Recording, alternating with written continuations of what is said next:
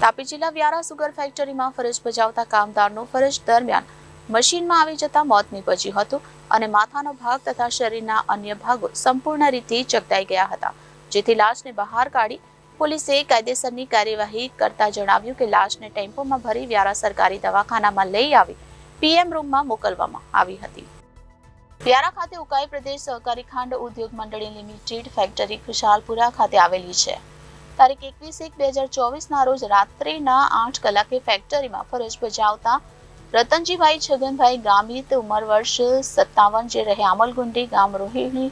ફળિયો તાલુકો સોનગઢ જિલ્લા તાપી તેઓની નોકરી પર આવ્યા હતા। તેઓની ફરજ ઇન્ટરરેક કેરિયર મશીન નંબર 4 ના મશીન ઉપર કામ કરતા હતા। ત્યારે રાત્રિના આશરે 10:30 વાગ્યાના સમયે ચક્કર આવતા તેઓ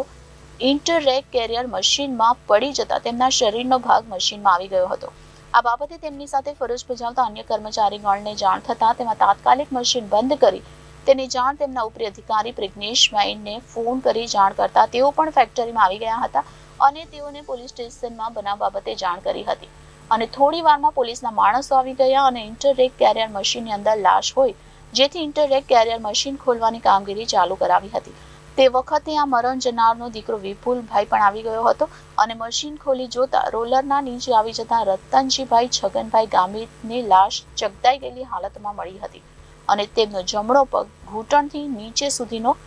સારો હતો અને માથાનો ભાગ તથા શરીરના અન્ય ભાગો સંપૂર્ણ રીતે ચકદાઈ ગયા હતા, જેથી લાશને બહાર કાઢી પોલીસે કાયદેસરની કાર્યવાહી કરતા જણાવતા લાશને ટેમ્પોમાં ભરી વ્યારા સરકારી દવાખાને લઈ આવી પીએમ રૂમમાં મૂકવામાં આવ્યા હતા। Bureau report Janadesh news